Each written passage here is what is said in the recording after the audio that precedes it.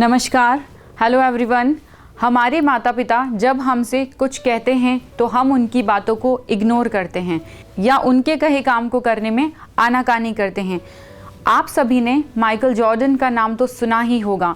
ये बास्केटबॉल के फेमस खिलाड़ी हैं जिन्होंने अपनी कठिन मेहनत के बलबूते पर सफलता प्राप्त की।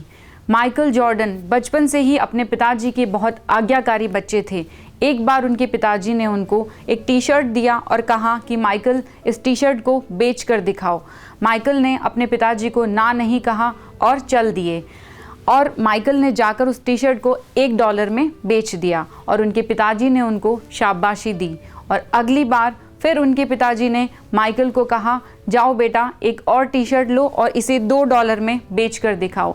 माइकल गए, धूप में काफ़ी देर खड़े रहे, परेशान हुए, लेकिन टी शर्ट नहीं बिका। माइकल ने दिमाग लगाया और टी शर्ट पर मिकी माउस का फ़ोटो प्रिंट किया और एक अच्छे स्कूल के बाहर खड़े हो गए जहां अमीरों के बच्चे पढ़ते थे। तभी एक बच्चे को वह टी शर्ट बहुत पसंद आ गया और उसके माता पिता ने उस बच्चे को वह टी शर्ट दिला दिया। इसके बदले माइकल को $20 मिले। माइकल जब घर आए और पिताजी को $20 थमा दिए तो पिताजी ने उन्हें शाबाशी दी। और अभी कहानी का सबसे इंटरेस्टिंग मोड़ आएगा। एक बार फिर उनके पिता ने उनको ये काम दिया और कहा, जाओ इस बार टी शर्ट को $200 में बेचना है। माइकल ने फिर से मना नहीं किया और बेचने के लिए निकल गए।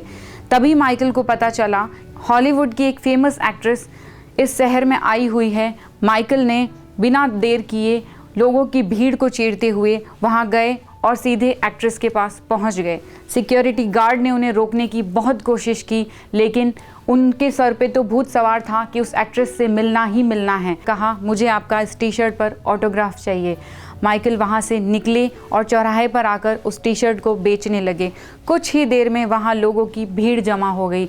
हर कोई वो टी शर्ट खरीदना चाहता था। किसी ने कहा $200, किसी ने कहा $500 और एट लास्ट वो टी शर्ट माइकल ने $2000 में बेच दी।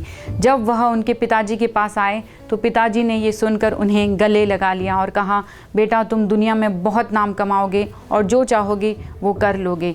और आज माइकल जॉर्डन बास्केटबॉल की दुनिया के शहंशाह हैं। उनकी इस कामयाबी के पीछे कहीं ना कहीं उनके पिताजी का बहुत बड़ा हाथ है, क्योंकि उन्होंने अपने बच्चे में वह पोटेंशियल देखा और अपने बच्चे को एक चैलेंज दिया जो एक आम आदमी करने से पहले 100 बार सोचता है। साथ ही माइकल जॉर्डन ने ना सिर्फ चैलेंज को एक्सेप्ट किया बल्कि सूझबूझ के साथ सक्सेस को हासिल भी किया। अगर वह चाहते तो मना भी कर सकते थे, आनाकानी भी कर सकते थे, लेकिन उस टास्क को पूरा करने के लिए उन्होंने अपना पूरा एफर्ट डाला। इसलिए बहानेबाजी ना करें, क्योंकि बहानेबाजी करने से सफलता नहीं मिलती, बल्कि बहानों से आगे बढ़कर सोचने और अपनी सोच का सही इस्तेमाल करने से सफलता मिलती है। Believe you can and you are half way there. अगर मन में ठान लिया तो जीत निश्चित है। धन्यवाद।